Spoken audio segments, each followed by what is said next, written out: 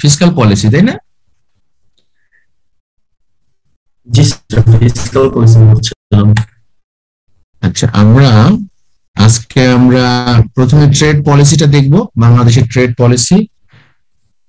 আচ্ছা, তো তোমাদেরকে ফিসকাল পলিসির আগে আমরা শেষ করেছিলাম বোধহয় ম্যাক্রো ইকোনমিক ইকুইলিব্রিয়াম, তাই না? এগ্রিগেট এক্সপেন্ডিচার, তাই না? এগ্রিগেট এক্সপেন্ডিচার ম্যাথমেটিক্যালি গ্রাফিক্যালি দেখিয়েছিলাম নাকি? জি স্যার। হ্যাঁ, এগ্রিগেট এক্সপেন্ডিচার দেখিয়েছিলাম।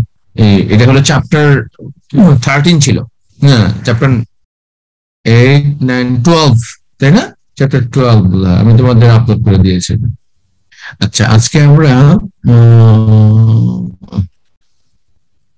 মনিটারি ফার্স্টে আমরা দেখবো হচ্ছে trade evolution of trade policies of Bangladesh since 1972। দেখা যাচ্ছে? আমি কি শেয়ার করেছি নাকি? দেখতে পাচ্ছ?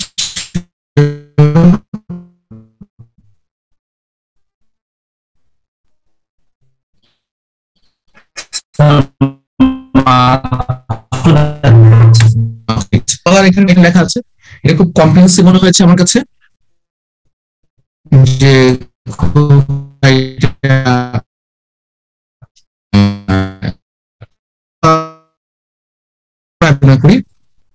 evolution of trade policies of Bangladesh since 1972।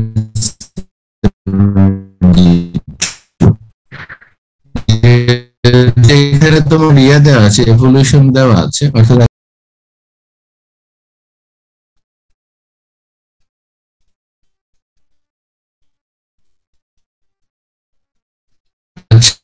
এবং আমাদের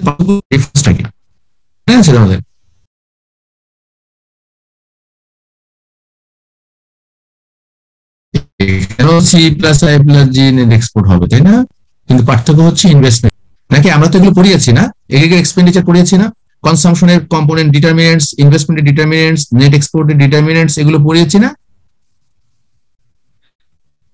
ক্লাসে এগুলো কভার করা হয়েছে না? স্যার জিডিপি কভার করা হয়েছে, এই তো স্যার মনে পড়ছে না। এগ্রিগেট এক্সপেন্ডিচার তোমাদের কভার করে নাই ক্লাসে? No sir. শিওর তুমি লেকচারটা দেখবা? স্যার এগ্রিগেট এক্সপেন্ডিচার আমি কোন নাম তো আগে পড়িনি, কত মানে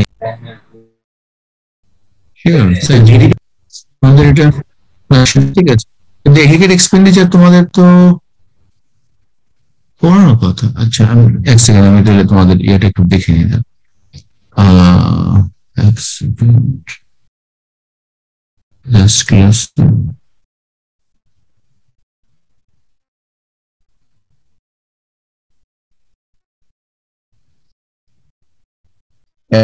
ইনভেস্টমেন্ট জাস্ট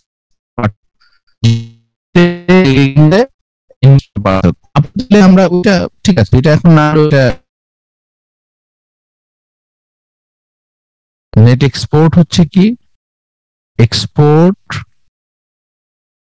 মাইনাস ইম্পোর্ট।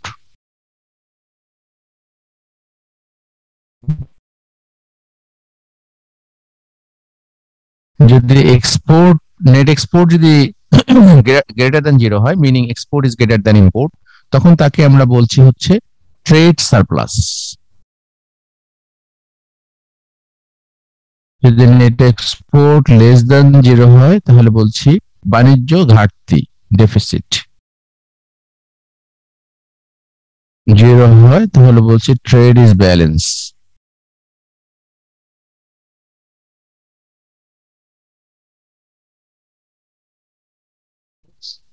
এই ট্রেডের উপরে যেই ইম্পোর্টের উপরে যে ট্যাক্স বসানো হয় তাকে আমরা বলছি ট্যারিফ, ট্যারিফ বলি, অথবা ইম্পোর্ট ডিউটিও বলা হয়, ডিউটি ট্যাক্স ইম্পোর্টের উপরে। তো এটা স্বাধীনতার পর থেকে তোমার গ্রাজুয়ালি এটার বিভিন্ন রকমের পলিসি চেঞ্জ হয়েছে।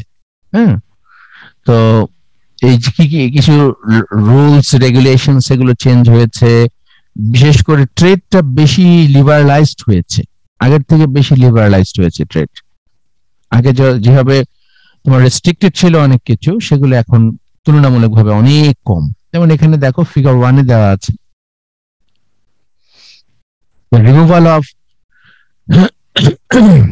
Sorry import restrictions. তো ইম্পোর্ট রেস্ট্রিকশনস এগুলো দেখো আগে কতটা ছিল, যে রেস্ট্রিকশন যত ছিল এখন গ্রাজুয়ালি আস্তে আস্তে আস্তে আস্তে কমে গেছে। একটা হচ্ছে ট্রেড রেস্ট্রিকশন, একটা হচ্ছে নন ট্রেড রেস্ট্রিকশন। ট্রেড রেস্ট্রিকশন হচ্ছে তোমার ধরো ইম্পোর্ট এটারই বেশি, ট্যাক্স বেশি। আর নন ট্রেড হচ্ছে ধরো তোমার ইনফ্রাস্ট্রাকচার ফ্যাসিলিটিস, ইম্পোর্ট করে আনলা কোনো জিনিস, কিন্তু সেই জিনিসটা তুমি ঠিকভাবে তোমার জায়গা মতো তুমি যে তোমার ব্যবসায়িক প্রতিষ্ঠানে নিতে পারলা না, বা যেখানে ভোক্তাদের কাছে নিতে গেলে অনেক সমস্যা, ট্রান্সপোর্টেশন নাই, ভালো ট্রান্সপোর্টেশন ফ্যাসিলিটিস নাই, রাস্তাঘাট ভালো নাই, এরকম যদি হয়, অথবা যখন মালামাল নিয়ে আসে তখন সেটাকে আনলোড করার জন্য অনেক সময় লাগে, অথবা তোমার লাইসেন্সিং এর প্রবলেম আছে, লাইসেন্স দিয়ে সেটা ইম্পোর্টটাকে দীর্ঘসূত্রিতা দেখা দেয় ইম্পোর্টের ক্ষেত্রে। এভাবে নন ট্রেড ব্যারিয়ারও আছে, ট্রেড ব্যারিয়ারও আছে, নন ট্রেড ব্যারিয়ারও আছে। আচ্ছা, তারপরে একটা বিষয় একটু বলতে হয়, সেটা হচ্ছে এই কোড, এইচএস কোডটা কি, 4 ডিজিট কোড। এই কোডটা হচ্ছে যে তোমার ক্লাসিফিকেশন অফ গুডস। যেমন এখন ধরো আমরা যদি বলি যে চালের কথা বলি, চাল আমরা ইম্পোর্ট করব অথবা এক্সপোর্ট করব, তখন এই কোড দেখে তারা শনাক্ত করে এটা কি চাল। তো প্রথমে যেটা হয়, ধরো এটা কোন দেশ থেকে আসছে, বাংলাদেশ থেকে আসছে, ধরো বাংলাদেশ থেকে আসছে। এরপরে ধরো এখানে বললো যে এটা কোন ধানের একটা জাতের নাম বললো, সেটার যদি আবার কোনো আরো ক্লাসিফিকেশন থাকে, এইভাবে এইভাবে আবার সেটার যদি আরো ক্লাসিফিকেশন থাকে,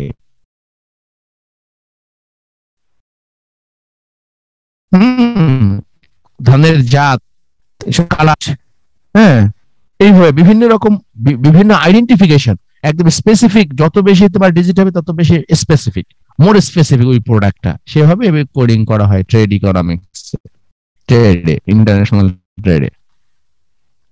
এখানে মেসেজ হচ্ছে আগের তুলনায় ট্রেডটা সরি অনেক লিবারালাইজড হয়েছে, ট্রেড অনেক ইজি হয়েছে তুলনামূলক, আগের থেকে ট্রেড অনেক ইজি হয়েছে। এটাই হলো মূল মেসেজ। এইভাবে ইম্পোর্ট অনেক ইজি হয়েছে আগের তুলনায়। যেমন দেখো changes in validity period of import policy orders, মানে এটা হচ্ছে তোমার 6 মান্থস, আগে ছিল 6 মান্থস 72-73 সনে, এখন সেটা এরপরে তোমার 1 ইয়ার, 2 ইয়ার্স, 4 ইয়ার্স ছিল, পরে আবার 3 ইয়ার্স ভ্যালিডিটি। মানে এখন এটা কিছুদিন পর পরে যদি তোমার পলিসি অর্ডার যদি চেঞ্জ করতে হয় তাহলে তো সমস্যা, ইজি করেছে ট্রেডটা। আবার ট্যারিফ, যেটা ইম্পোর্টের কথা বললাম, পার্সেন্টেজ আগে 91, 92 তে 350%, এখন সেটা অনলি 25%। তার মানে এখানে ট্রেড অনেক লিবারালাইজড হয়েছে। আর ওয়ার্ল্ড ট্রেড অর্গানাইজেশন হচ্ছে যে ট্রেড পলিসি নির্ধারণ করে থাকে আর কি, ওয়ার্ল্ড ট্রেড অর্গানাইজেশন, বিশ্ব সংস্থা। আর এখানে একটু পলিসির কথা দেয়া আছে, ড্রব্যাক স্কিম, কি কি এক্সপোর্ট ইনসেনটিভস 42, সেটা 1972 থেকে কি কি তোমার ইনসেনটিভ দেওয়া হয়েছে সেটা এখানে আছে। তোমরা, আমি তোমাদের বলবো একবার তোমরা পড়বা এটা। এগুলো আমার মনে হয় যে তোমরা যদি পড়ো তাহলে এটা সহজেই বুঝতে পারবা, এটা তেমন কোনো কঠিন কোনো বিষয় না, যতটুকু বলার আমি বলেছি। আর আরেকটা বিষয় তোমাকে আমি একটা জিনিস দিতেছি, দেখি করলেও পাওয়া যাবে, আর আমি তোমাদের দেখি দেওয়া যাবে, দিতে পারি কিনা। বাংলাদেশের এক্সপোর্টের অ্যামাউন্ট কত জানো?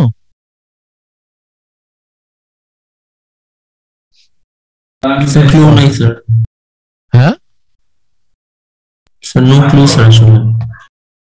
আচ্ছা, যাক, এটা এটা তোমাদের আমি একটা শীট দেবো, হ্যাঁ, একটা পেজ দেবো, বাংলাদেশ ইকোনমিক রিভিউ যেটা আছে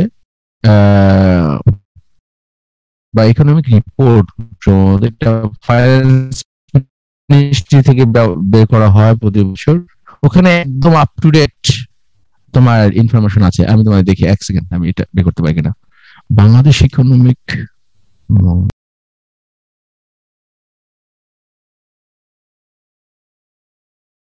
এক্সপোর্ট ইম্পোর্টের ইনফরমেশনও দেয়া আছে, সবকিছুর ইনফরমেশন দেয়া আছে। যেমন পার্সন পার রেজিস্টার্ড ফিজিশিয়ান 1724 জনের জন্য একজন মাত্র আমাদের doctor. Health and social services, আচ্ছা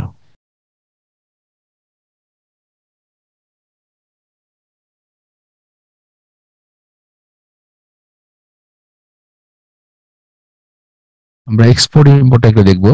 জিডিপি কত আছে দেখো, এখানে কোটি টাকা জিডিপি দেওয়া আছে। পার ক্যাপিটা ন্যাশনাল ইনকাম ইউএস ডলারে 2227। আচ্ছা, export balance of payments, inflation, export payments, export earning, import payments million dollar দেওয়া আছে। মিলিয়ন ডলার মানে হচ্ছে, দেখো আমাদের আচ্ছা আমাকে বলো তো, যে এই যে আমরা 60 ইম্পোর্ট হচ্ছে কত? ইম্পোর্ট হচ্ছে 60 বিলিয়ন ডলার, আর এক্সপোর্ট কত? 38 বিলিয়ন। তাহলে এই যে বাকি টাকাটা, এটা আমরা কিভাবে পে করি? ইম্পোর্ট করলে তো আমাদের টাকা দিতে হয়, এক্সপোর্ট করলে আমাদের টাকা পাই, তাহলে বাকি টাকাটা আমরা কিভাবে পাই, কিভাবে আমরা জোগাড় করি? লোনের মাধ্যমে? না না, এটা হলে রেমিটেন্সের মাধ্যমে। এই দেখো রেমিটেন্স কত আছে? 24 বিলিয়ন, ঠিক আছে, রেমিটেন্সের মাধ্যমে। আর হচ্ছে ফরেন এক্সচেঞ্জ রিজার্ভ, আমাদের ফরেন এক্সচেঞ্জ রিজার্ভ আছে 46 বিলিয়ন ডলার। এটা আমি তোমাদের সাথে আমি ডাউনলোড করে রাখি, এবং তোমাদেরকে দেখে আমি এটা দিয়ে দিব, তোমাদের ফোল্ডারে আমি রেখে দিচ্ছি।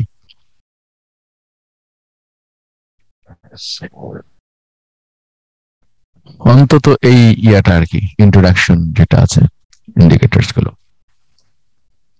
তা এখানে তোমার ইম্পোর্ট ট্রেড পলিসিটা তো দেখলাম আমরা, আর এরপরে আমরা একটু দেখবো মনিটারি পলিসি। মনিটারি পলিসি নিয়ে একটু তোমাদের সাথে একটু কথা বলি। আগে আমাদের জানতে হবে যে মনিটারি পলিসিটা আসলে কি।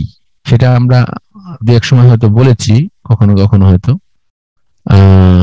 সেটা নিয়ে আমরা আলোচনা করব। মনিটারি পলিসি হচ্ছে অর্থনীতিতে যে পলিসিটা সেন্ট্রাল ব্যাংক বা বাংলাদেশ ব্যাংক নিয়ে থাকে, তার মূল অবজেক্টিভ গুলোর মধ্যে একটা হচ্ছে যে তোমার ইনফ্লেশনটাকে তোমার স্টাবিলাইজ করা, এমন ইনফ্লেশন যাতে এত বেশি বা খুব কম না হয়ে যায়, যাতে অর্থনীতির ওপরে তোমার বিরূপ প্রতিক্রিয়া হয়।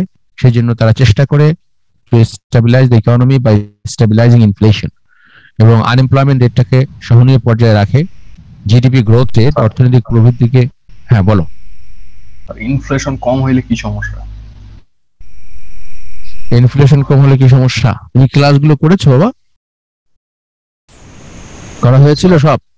প্লাবন, ও আচ্ছা, করোনা বোধহয় সব ক্লাস। আচ্ছা যাই হোক, ইনফ্লেশন কম হলে তো, আচ্ছা কেউ কি বলতে পারো ইনফ্লেশন কম হলে কোনো সমস্যা আছে কিনা? স্যার আনএমপ্লয়মেন্ট বাড়ে স্যার। আচ্ছা, এটা একটা, কেন আনএমপ্লয়মেন্ট বাড়বে?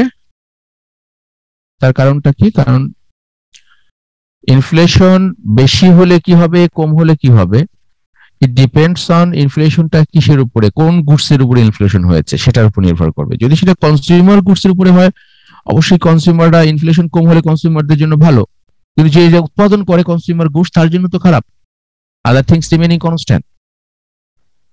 প্লাবন? বুঝছি স্যার, ওই লেন্ডার এবং বড়োয়ারের উদাহরণ দিয়েছিলেন। হ্যাঁ সেটা বলেছিলাম। তারপর আবার এটাও তোমাকে মনে রাখতে হবে, সেটা হলো যে যদি ইনফ্লেশন যদি কোনো উৎপাদনের উপকরণের উপরে ইনফ্লেশন না হয়ে শুধুমাত্র জিনিসপত্রের দাম যদি বেড়ে যায়, তখন প্রডিউসাররা ইনসেনটিভ পায়, তারা বেশি উৎপাদন করতে চায়, আর কনজিউমাররা ক্ষতিগ্রস্ত হয়। ঠিক আছে। আবার ধরো দাম যদি কমে যায়, দাম কমে গেলে কি হবে? দাম কমে গেলে কনজিউমারদের জন্য ভালো, কিন্তু প্রোডিউসারদের জন্য কি হবে? খারাপ হবে, তারা উৎপাদন করতে চাইবে না। তো সেই জন্য তোমার এটা ইনফ্লেশন, যদি তোমরা এখন থেকে তো আর এটা বলবা না যে ইনফ্লেশন হইলে খারাপ বা ভালো, এটা যেহেতু আমরা সবাই হচ্ছে ভোক্তা, কনজিউমার, এই জন্য আমরা শুধু আমাদের পার্সপেক্টিভ নিয়ে চিন্তা করি। কিন্তু যদি ওভারঅল ইকোনমিক কথা চিন্তা করো, তখন কিন্তু এগুলো একেবারে স্ট্রেট ফরওয়ার্ড বলা যায় না ইনফ্লেশন হইলে খুব খারাপ। হ্যাঁ, বেশি inflation definitely it is not good, because বেশিরভাগ মানুষ হচ্ছে ভোক্তা। অর্থাৎ বেশি ইনফ্লেশন যদি হয় 10 ডিজিটের উপরে হয়ে যায়, তখন তাকে আমরা বলি hyper inflation. Hyper inflation is bad, very very bad, তখন নিয়ন্ত্রণে নেওয়া যায় না। এই জন্য একটা রিজনেবল ইনফ্লেশন ইকোনমিতে থাকা ভালো। ইনফ্লেশন থাকলে তখন উৎপাদন বেশি হয়, উৎপাদন বেশি হলে ইন্ডাস্ট্রিয়ালাইজেশন বেশি হবে, তখন এমপ্লয়মেন্টও বাড়বে। ওই যে বললা, একজনে বললা ইনফ্লেশন, আর যদি ইনফ্লেশন কম হয় তখন আনএমপ্লয়মেন্ট কিন্তু বেড়ে যাবে, কারণ তখন উৎপাদন তারা ইনসেন্টিভ পাবে না, মোটিভেটেড হবে না। ইনভেস্টমেন্টের একটা ইন্ডিকেটর হচ্ছে ইন্টারেস্ট রেট এন্ড ইনফ্লেশন। একটা হচ্ছে ইন্টারেস্ট রেট, একটা হচ্ছে ইনফ্লেশন। ইনফ্লেশন যদি বেশি হয় তাহলে এক্সপেক্টেড ইনফ্লেশন, তাহলে তোমার প্রোডাকশনও ভালো হয়, উৎপাদনও বেশি হয়। ঠিক আছে। আর প্রশ্ন জিজ্ঞাসা মানে যখন ধরো এই আমাদের ইকোনমিতে যে ঘটনাগুলো ঘটে, দ্রব্যমূল্যের দাম বেড়ে যায়, ধরো এই যে ধরো দ্রব্যমূল্যের দাম কমলে যদি আমাদের ভোক্তাদের জন্য ভালো, এটা ঠিক আছে, কিন্তু তুমি যদি সঠিক মূল্য, ন্যায্য মূল্য না দাও, তাহলে কৃষক কি তোমার, তারা কি বেঁচে থাকতে পারবে? বলো, এটা একটা এক্সাম্পল। কৃষক বা ব্যবসায়ী, তারা কিন্তু তাদেরকে ন্যায্য মূল্য দিতে হবে। সেই জন্য গভর্নমেন্টের দেখা যায় যে মার্কেট প্রাইস যখন হয়, মার্কেট প্রাইস যখন অনেক কম থাকে, তখন সরকার কিন্তু নিজেই জিনিসপত্র কিনে নেয়, মজুত করে রেখে দেয়, কারণ কৃষককে বাঁচানোর জন্য। যেমন আমরা মিনিমাম ওয়েজের কথা বলেছিলাম, একইভাবে মিনিমাম প্রাইস সেটাও কিন্তু গভর্নমেন্ট করে, একটা নির্দিষ্ট প্রাইস সে ঠিক করে দেয়, এত টাকায় কেনা বেচা হবে, এর নিচে কিনবেন না, অথবা গভর্নমেন্ট নিজে সেটা কিনে। ঠিক আছে। তো ইনফ্লেশন ভালো ছোট অল্প হলে ভালো আছে, মন্দ আছে, depending on we are talking about with whom, for whom, কার জন্য কথা বলছি, প্রোডিউসার না কনজিউমার, সেটা বুঝতে হবে। আবার বেশি হলেও তাই বুঝতে হবে। এবং এটা কি তোমার ফ্যাক্টরস অফ প্রোডাকশনের জন্য হচ্ছে, আবার ফ্যাক্টরস অফ প্রোডাকশনের দাম বাড়লে কিন্তু আবার প্রোডিউসারদের জন্য খুব খারাপ, তারা ইনসেন্টিভ ইয়ে পাবে আর কি, ইনসেন্টিভ পাবে, ইনসেন্টিভ পাবে, তারা কিন্তু উৎপাদন করতে চাইবে না যদি ফ্যাক্টরস অফ প্রোডাকশনের দাম বেড়ে যায়। ইনফ্লেশন যদি ফ্যাক্টরস অফ প্রোডাকশনে হয়, তখন কিন্তু তারা আবার ইন্টারেস্টেড হবে না উৎপাদন করতে। জিনিসপত্রের দাম বাড়লে তারা ইন্টারেস্টেড হবে, কিন্তু ফ্যাক্টরস অফ প্রোডাকশনের দাম বাড়লে কিন্তু তারা জিনিসপত্র উৎপাদন করতে চাইবে না। এগুলো একটু চিন্তা করতে হবে আর কি। আচ্ছা, তো আমি যেটা বলছিলাম যে মনিটারি পলিসি, তো মনিটারি পলিসিটা আসলে কি, এটা কে নেয়? এটা নেয় হচ্ছে সেন্ট্রাল। তোমাকে দেখতে পাচ্ছ আমি কি শেয়ার করেছি নাকি না করিনি? আচ্ছা তোমাদের, আচ্ছা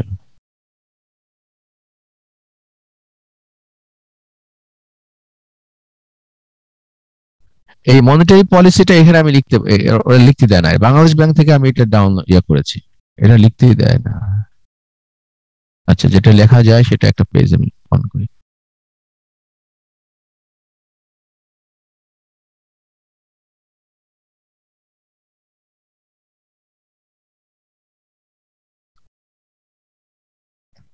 আচ্ছা, এখানে মনিটারি পলিসি বা মুদ্রানীতি,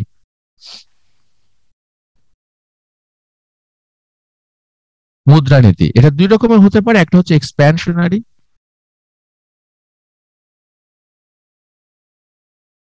একটা হচ্ছে কন্ট্রাকশনারি।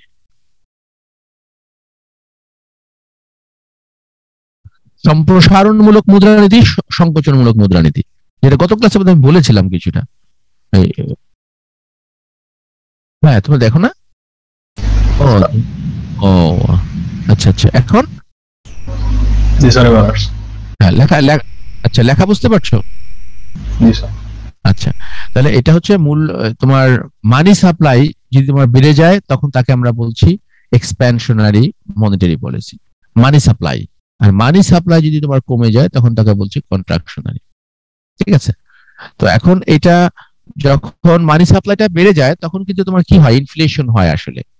মানি সাপ্লাই যদি অ্যাভেলেবেল হয় বেড়ে যায়, তখন মুদ্রা অ্যাভেলেবেল থাকে, মূল্যস্ফীতি হয় বা মুদ্রাস্ফীতি হয়, মুদ্রা অ্যাভেলেবেল থাকে বাজারে, তখন তোমার জিনিসপত্রের দাম বেড়ে যায়। ধরো সব মানুষের কাছে টাকা আছে, তখন কি হবে? জিনিসপত্রের দাম বাড়বে না নাকি? সবার কাছে টাকা, তখন কি করবে? তাই বলে যে ঠিক আছে, এখন সবার কাছে যখন টাকা থাকবে তখন জিনিসপত্রের দাম কিন্তু বেড়ে যাবে। তখন সেন্ট্রাল ব্যাংক বা বাংলাদেশ ব্যাংক, কেন্দ্রীয় ব্যাংক এই মনিটারি পলিসিটা নেয়, গভর্নমেন্ট না, কেন্দ্রীয় ব্যাংক নেয়। তখন তারা কি করবে? এই মানি সাপ্লাইটা কমায় দেবে। তা মানি সাপ্লাইটা কিভাবে কমায়? এটা বিভিন্ন ভাবে কমাইতে পারে আর কি। মানি সাপ্লাই কমানোর বিভিন্ন মেকানিজম আছে। হ্যাঁ, সেটা ইন্টারেস্ট রেট বাড়ায় দিতে পারে। ইন্টারেস্ট রেট বাড়লে কিন্তু মানি সাপ্লাই কমে যাবে। যখনই ইন্টারেস্ট রেট বেড়ে যায় তখন কি হবে? মানি সাপ্লাই কমে যাবে। কারণ ইন্টারেস্ট রেট বাড়ায় দিলে সবাই টাকা পয়সা কি করে? ব্যাংকে রাখবে, নিজের কাছে টাকা আর রাখবে না, ব্যবসা আর করতে চাইবে না, বলবো যে ব্যাংকে রাখলে টাকা বেশি পাওয়া যায়, সব টাকা ব্যাংকে চলে আসবে, তখন মানি সাপ্লাই কমে যাবে। যদি ইনফ্লেশন বেশি হয় তখন কি করবে? কন্ট্রাকশনারি মনিটারি পলিসি নেবে, ইন্টারেস্ট রেট বাড়ায় দেবে। আর ইনফ্লেশন যদি কম হয়, সেন্ট্রাল ব্যাংক যদি ইনফ্লেশন বাড়াতে চায়, ইকোনমিক প্রবৃদ্ধি অর্জন করতে চায়, তখন কি করবে? ইন্টারেস্ট রেট কমায় দিবে। ইন্টারেস্ট রেট কমায় দিলে লোন বেশি হবে, তখন লোন বেশি হলে কনসাম্পশনও বাড়বে, ইনভেস্টমেন্টও বাড়বে, আর তখন জিডিপিও বাড়বে, আর তখন আউটপুটও বাড়বে, এমপ্লয়মেন্টও বাড়বে। তাহলে আমাদের প্রথমে একটু জানা দরকার, এটা একটা মেজারমেন্ট বলেছি আমি, ইন্টারেস্ট রেট। এগুলো আরো কয়েকটা মেজারমেন্ট আছে, আমি দেখি কতটুকু শেষ করতে পারি। তো এখানে প্রথম যে ফার্স্ট আমাদের জানা দরকার মানিটা কি। মানি বলতে আমরা কি বুঝি আসলে? আগে তো ছিল বার্টার সিস্টেম। বার্টার সিস্টেমে তোমার তোমার যেটা হতো যে সেটা হলো এক ধরনের একটা গুডস ট্রেডিং, একটা গুড দিয়ে অন্য একটা গুড আর কি তারা ট্রেড করতো। অর্থাৎ কারো যদি তোমার ধান উৎপাদন করে, সে বলতো ঠিক আছে তুমি আমাকে 2টা মুরগি দাও, তোমাকে আমি 5 কেজি চাল দিচ্ছি, এরকম। বা কেউ সবজি উৎপাদন করলো, বললো যে তুমি আমাকে 2টা মাছ ধরে দাও তোমার পুকুর থেকে, আমি তোমাকে সবজি দিচ্ছি, ডাল দিচ্ছি, এরকম। এইভাবে বার্টার সিস্টেম হতো। আস্তে আস্তে গ্রাজুয়ালি যেটা হলো, সময়ের বিবর্তনে এবং টেকনোলজিক্যাল ইনোভেশনের কারণে কমোডিটি মানিটা আস্তে আস্তে তোমার কমে গেল, সেটা বিলুপ্ত হয়ে গেল। এরপর আস্তে আস্তে টাকা আসলো, ফায়াট মানি বা পেপার মানি আসলো। তো what are the functions of money? Functions জন্য কি কি আছে? একটা হচ্ছে তোমার মিডিয়াম অফ এক্সচেঞ্জ, এটা দিয়ে তোমার জিনিসপত্র কেনা যাবে, medium of exchange. Unit of account, money allows a way of measuring value in a standard manner. সবকিছুকে তুমি একটা ইয়ে করতে পারো, ইউনিট হিসেবে ব্যবহার করতে পারো। একটা দ্রব্যের দাম যদি তোমার 5,000 টাকা হয়, আর একটা দ্রব্যের দাম যদি হয় 2,500 টাকা, তুমি বলতে পারো যে this to equivalent to this one, এবং সবাই সেটা মেনে নেবে। Unit of account, store of value হিসেবে তুমি রাখতে পারো। স্ট্যান্ডার্ড অফ ডিফার্ড পেমেন্ট, তার মানে মানি ফ্যাসিলিটেটস এক্সচেঞ্জেস অ্যাক্রস টাইম।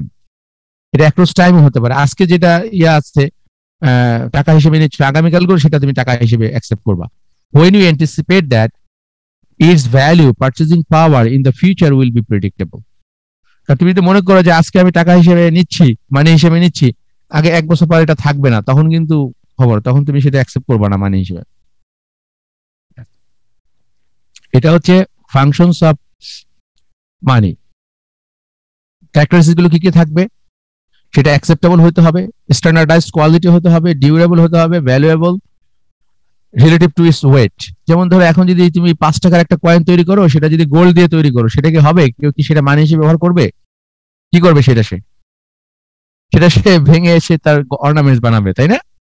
এই জন্য সেটা ভ্যালুয়েবল হতে হবে, relative to its weight. Weight যেটা হবে তার থেকে সেটা মোর ভ্যালুয়েবল হতে হবে। যদি সেটা 5 টাকার কয়েন হয়, তার থেকে যে ধাতব মুদ্রা থাকবে, ধাতু থাকবে, সেটার দাম অবশ্যই লেস দ্যান 5 হইতে হবে, তা না হলে কেউ মানি হিসেবে সেটা ব্যবহার করবে না। এটা এই ধাতুর মূল্য যদি 5 টাকার বেশি হয়, তখন কি হয়ে যাবে? তখন সে সেটাকে অন্য কাজে ব্যবহার করবে। এবং সেটা ডিভিজিবল হতে হবে। It should be divisible enough to be used for purchase of both low priced and high price. 1000 টাকা নোট থেকে 1 টাকার কয়েন, কমিউনিটি মানি, এগুলো তোমরা পড়লে বুঝতে পারবা। আচ্ছা, ফেডারেল মানি হচ্ছে তোমার central bank of USA. Fiat money হচ্ছে paper money to fiat money, Beginning in China in the 10th century and spreading through the world, paper money was issued by banks and governments. The paper money was exchangeable for some commodity, typically gold on demand. In modern economics, paper money is generally issued by a central bank run by the government. So, Fed issues currency, Federal Reserve System, the US এর যে central bank তারা যে কারেন্সিটা issue করে সেটাকে বলা হয় হচ্ছে fiat money. Fiat money is any money such as paper currency that is authorized by a central bank or government body that does not have to be exchanged by the central bank for gold or some other commodity money. সেটা দরকার হবে না, সেই যেটা যে মানিটা তোমার তারা print করে সেটাই acceptable to everybody.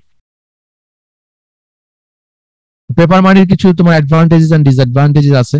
Fiat money has the advantage that governments do not have to be willing to exchange it for gold or some other commodity on demand. This makes central bank more flexible in creating money. However, it also creates a potential problem. Fiat money is only acceptable as long as households and firms have confidence that if they accept paper dollars in exchange for goods and services, the dollars will not lose much value during time they hold them. ডলারের value কখনো কমবে না। আচ্ছা, মানিটাকে আমরা কিভাবে measure করি? How we can measure money, this is important. Money বলতে কি বোঝায়? শুধুমাত্র কারেন্সি, যে টাকা আমাদের হাতে থাকে, কয়েন এবং নোট, টাকা যে 100 টাকা 500 টাকা 1000 টাকার নোট থাকে, সেটাই শুধু মানি? নাকি মানি বলতে আসলে আমরা কি বুঝি? মানি মেজারমেন্টটা কিভাবে হয়? এটা মেজারমেন্ট হচ্ছে M1 M2। এন হচ্ছে ন্যারো মানি, M2 হচ্ছে ব্রড মানি। ন্যারো মানি বলতে definition, narrow definition of money supply, এটা হচ্ছে the sum of currency in circulation and checking account deposits in banks. এটা তোমার কারেন্সি ইন সার্কুলেশনও থাকতে হবে, তার সাথে চেকিং অ্যাকাউন্ট ডিপোজিট, যেটা আমাদের চেকিং অ্যাকাউন্ট, সেটাকে আমরা মানি বলছি। সেখান থেকে তুমি টাকা নিতে তুলতে পারবে। তো এমাউন্টটা হচ্ছে কি? কারেন্সি ইন সার্কুলেশন, কয়েন এবং টাকা যেটা আমাদের হাতে আছে, তার সাথে হচ্ছে চেকিং অ্যাকাউন্ট, যেখানে তোমার টাকা পয়সা রাখো তুমি। এই দুইটাকে আমরা M1 বলছি। আর M2টা হচ্ছে broader definition of the money supply, এটা ইনক্লুড হচ্ছে M1। M1 তো থাকবেই, M2 হচ্ছে M1 plus small denomination time deposit, 5 বছর মেয়াদি, 7 বছর, 10 বছর মেয়াদি, এটা মেয়াদি তোমার ডিপোজিট। আর হচ্ছে সেভিং অ্যাকাউন্ট ডিপোজিটস, এগুলো মিলে হচ্ছে M2।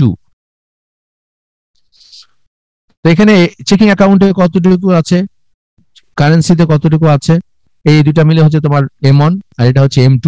M1 থাকবে, তার সাথে আবার সেভিংস অ্যাকাউন্ট ডিপোজিট এবং তোমার স্মল ডিনোমিনেশন টাইম ডিপোজিট, এটা অ্যাড হবে, তারপরে M2 হবে।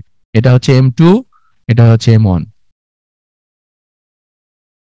তো এটা ইউএসএ স্ট্যাটিস্টিক দেওয়া আছে, আমরাও দেখবো এসে, আমরা একটু পরেই এখানে দেখবো M1 M2, আমরা দেখবো আমাদের বাংলাদেশের এসে দেখবো M1 ভার্সেস M2। এটা তোমার আমরা কিভাবে কাজে লাগাই সেটা একটু দেখবো আমরা। দাঁড়াও, ডেবিট কার্ড, ক্রেডিট কার্ড, এরা কি তোমার মানি? না, এরা মানি না। কেন মানি না?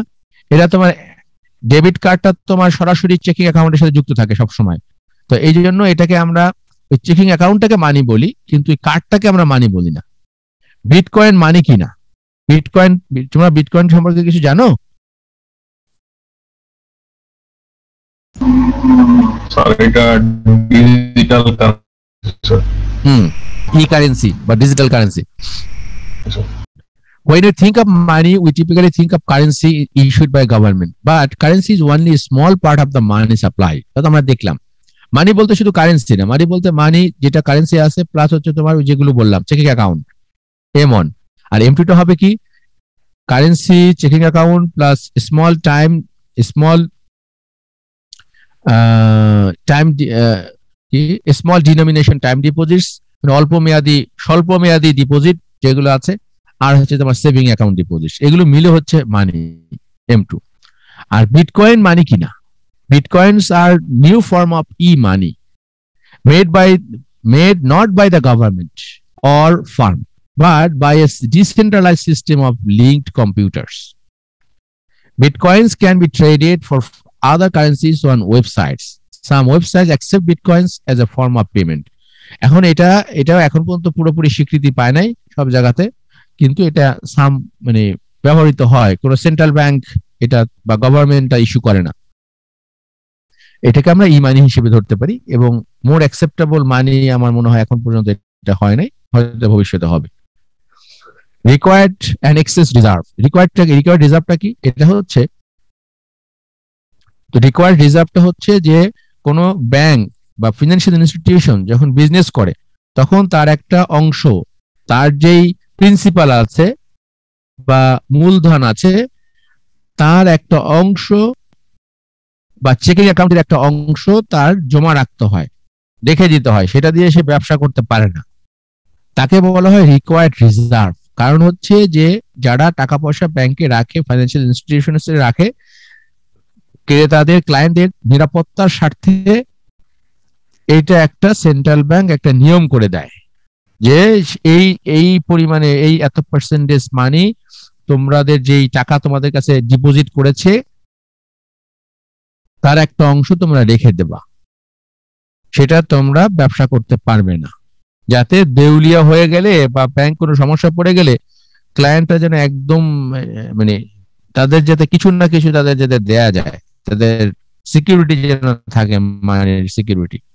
The bank must keep some cash available for its depositors. It does this through a combination of whole cash and deposits with the Federal Reserve. Whole cash মানে কিছু টাকা তার নিজের কাছে রাখে আর কিছু টাকা তারা সেন্ট্রাল ব্যাংকে রাখতে হয়। Banks in the USA are required to hold required reserves that a bank is legally required to hold based on its checking account deposits. At least 10%, এটা USA, বিভিন্ন দেশে বিভিন্ন রকমের আছে আর কি।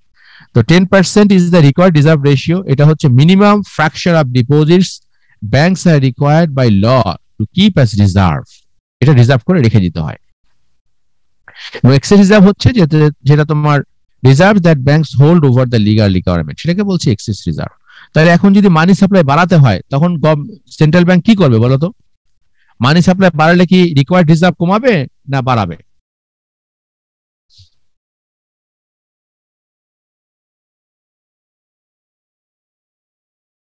মানি সাপ্লাই বাড়াতে চাইলে মানি সাপ্লাই বাড়াতে চাইলে রিকোয়ার্ড রিজার্ভ কি সেন্ট্রাল ব্যাংক এই যে পার্সেন্টেজ 10% বললো বাড়বে না কমবে?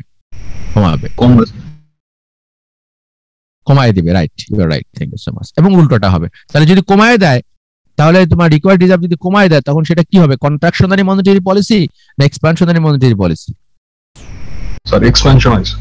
ইয়া, you are right, thank you so much. হ্যাঁ, এবং তার উল্টাটা যেটা হবে সেটা উল্টাটা হবে আর কি। When banks gain reserves, they make new loans and the money supply expands. Expansionary.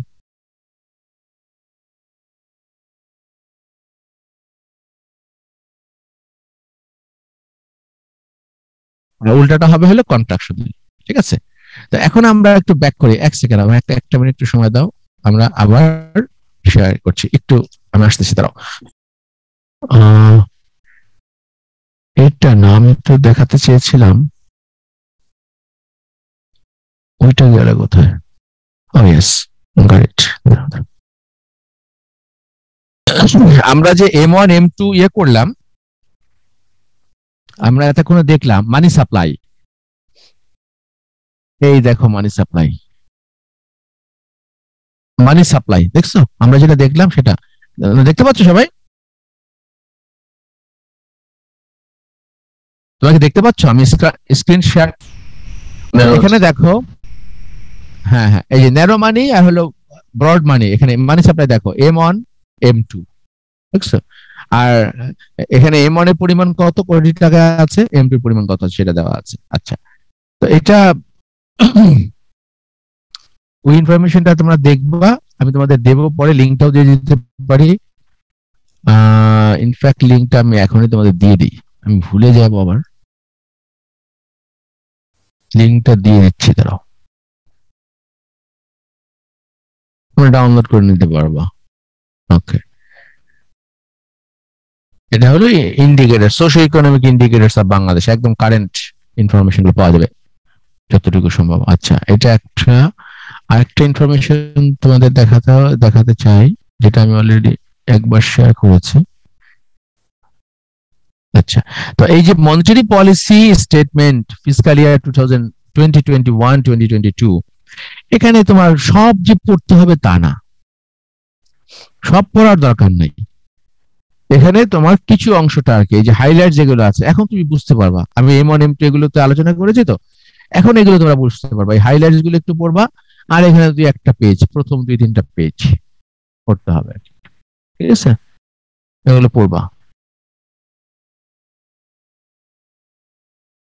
Bangladesh Bank's monetary policy has been broadly successful in taming inflationary pressure in fiscal year 21, in spite of the unprecedented expansionary and accommodative monetary and fiscal policy extenses, along with supply chain disruptions due to COVID-19 related to containment measures and global price hike. এই দেখো, এগুলো তোমরা মোটামুটি সবই বুঝতে পারবা। The CPI দেখছো, আমি এই যে মার্ক করলাম, এই যে দেখছো, দেখেছো? CPI based average inflation, can you calculate that? কথা বলছো না? অবশ্যই ক্যালকুলেট করতে পারো। জিনিসপত্রের দাম দেওয়া থাকলে তুমি অবশ্যই সিপিআই এখানে ক্যালকুলেট করতে পারো। কনজিউমার প্রাইস ইন্ডেক্স, হ্যাঁ, average inflation decline to 5.56% against the target of 5.40. তারা টার্গেট করেছিল 5.4, হয়েছে 5.56 লাস্ট ফিসকাল ইয়ারে, ঠিক আছে? তার আগের বছর ছিল হচ্ছে তোমার 5.65। ওকে, গুড। তো এগুলো তোমরা একটু পড়বা প্রথম দিকে, তাহলে মোটামুটি আমার মনে হয় খুব বেশি পড়া লাগবে না। হাইলাইটস গুলো আর প্রথম 2-1টা পেজ, যেগুলো এগুলো বুঝতে পারবা, এগুলো না বোঝার কিছু নাই। স্যার এখান থেকে কোয়েশ্চেন কিভাবে আসবে, মানে ফিসকাল পলিসি থেকে?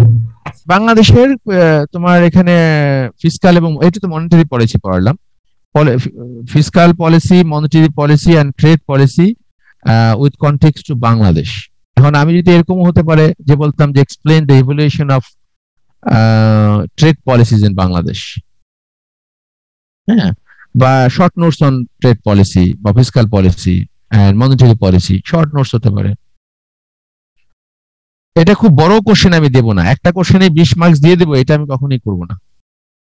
এই ট্রেড পলিসি আমাদেরকে তাহলে স্যার ডেটাগুলো কি জানতে হবে? আমি অনেক ডেটা, কিছুটা ধারণা নিয়ে মুখস্থ করার দরকার নাই, কিছু ধারণা আর কি, কিছুটা ধারণা। ট্রেন্ডটা কি, অল্প কিছু ধারণা, একদম রিসেন্ট ডেটা, এরকম সব একদম 1972 সন থেকে তোমার ডাটা মুখস্থ করতে হবে না, আমি সেটা দরকার নাই। কিন্তু এটা তো বলতে পারো যে আমি তো দেখালাম 1992 তে ট্যারিফ ছিল 360%, না এখন হচ্ছে তোমার 25%, এটা তো মনে রাখা যায় নাকি? বুঝতে পেরেছি স্যার, এইভাবে আর কি। হ্যাঁ, এরকম না, আমি চাচ্ছি না যে তুমি মুখস্থ, কিন্তু একটা আইডিয়া তোমার থাকা, হ্যাঁ, এটা আর কি। এক্সপোর্ট, তারপরে বাজেটের যে ব্যাপারগুলো আছে, তুমি সবগুলো না পড়লে তুমি অন্তত এটা বলতে পারো যে বাজেটে সবচেয়ে বেশি খাত কোন খাতে বরাদ্দ দেওয়া হয়েছে, সবচেয়ে আয় কোন খাত থেকে হবে, ব্যয় কোথায় হবে, এগুলো কিছু ইনফরমেশন, তথ্য রাখা আর কি। তা আমাদের মোটামুটি আমরা খুব ভালোভাবে আমাদের ইয়াটা শেষ করেছি, আমাদের কোর্সটা শেষ করেছি। আমরা যতটুকু করেছি আমরা আই থিঙ্ক বেশ ভালো। এটা তো 3 ক্রেডিট, আমি তো তোমাদের 2 ক্রেডিট পড়িয়েছি, তাই না? আমি 2টা ক্লাস দিয়েছি না, আমি স্যার 2 ক্রেডিট কভার করে। আচ্ছা, এখন আমাদের আরেকটু বিষয় আমরা একটু আলোচনা করব এখন, অল্প পরিসরে, অল্প অল্প করে আর কি, খুব বেশি যে পড়বো সেটা না, অল্প করে কিছু ইয়া পড়বো আর কি। সেটা হলো ডেভেলপমেন্টের যে বিষয়টা আর কি। ডেভেলপমেন্ট বলতে আসলে আমরা কি বুঝি, ডেভেলপমেন্টটা কি আসলে, তোমরা কি মনে করো ডেভেলপমেন্ট বলতে কি বুঝো তোমরা? কখন বলো যে একটা দেশ ডেভেলপড, কখন বলি আমরা, বা তোমরা কখন বলো যে ডেভেলপড? স্যার মূলত ইকোনমিক ডেভেলপমেন্ট বোঝায়, তো ওই যে আরো যে ফ্যাক্টর গুলো জীবনের, ওই যে লেজার টাইম, তারপরে ইকুয়ালিটি, এইগুলো ইনক্লুড করা উচিত। হ্যাঁ, আর শুধু এটা, হ্যাঁ এটা ঠিক আছে, আবার হ্যাপিনেসও তো দরকার, তাই না? আমরা থাকলাম, টাকা পয়সা আছে, কিন্তু ওই যে লেজার টাইম বা এই যে কোয়ালিটি, হ্যাঁ কোয়ালিটি টাইমও দরকার, লেজার টাইম দরকার, সেগুলো ইম্পর্টেন্ট। এছাড়াও আরো তো আছে, সেগুলো হইলো কি মানুষ সুখী,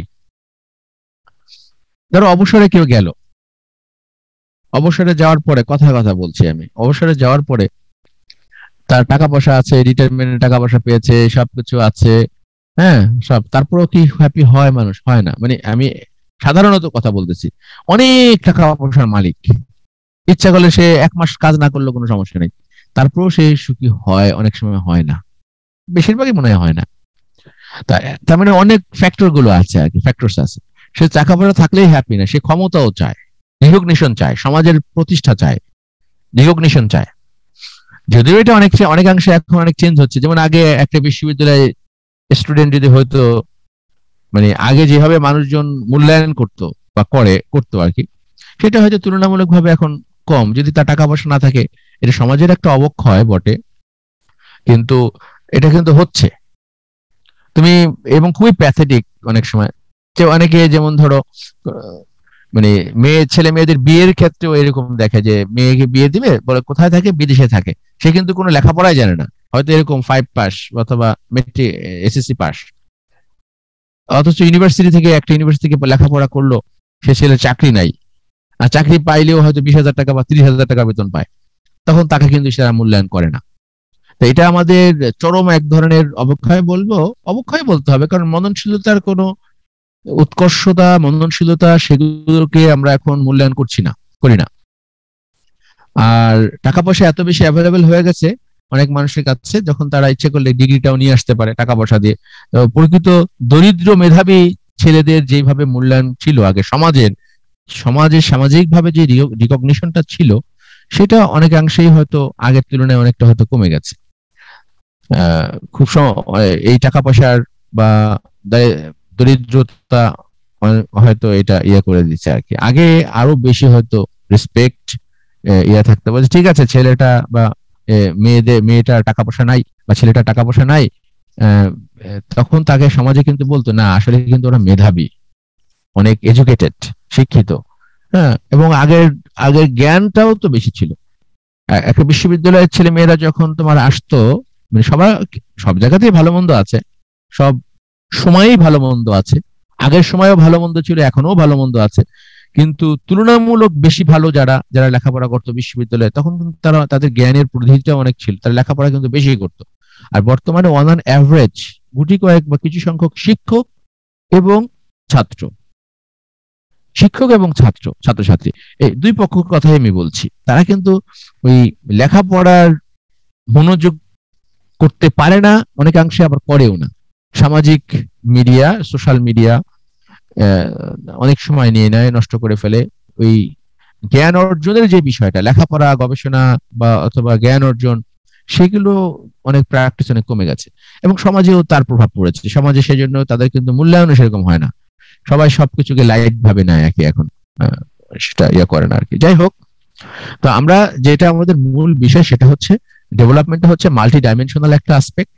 এখানে তোমার শুধুমাত্র টাকা পয়সা দিয়ে হয় না।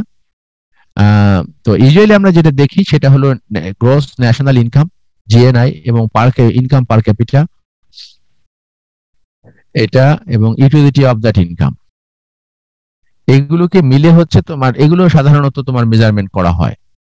আর অমর্ত্য সেনের একটা ক্যাপাবিলিটিস অ্যাপ্রোচ, তার একটা আইডিয়া আছে বা থিওরি আছে, যে অমর্ত্য সেন হচ্ছে নোবেল লরিয়েট ইকোনমিক্সে। উনি যেটা বলেছেন সেটা হচ্ছে ফাংশনিংস অ্যাজ এন অ্যাচিভমেন্ট। ধরো কাউকে তুমি কি টাকা পয়সা দিলে কিন্তু কাজ দিলে না, তোমার কি 12টা ক্লাস আছে,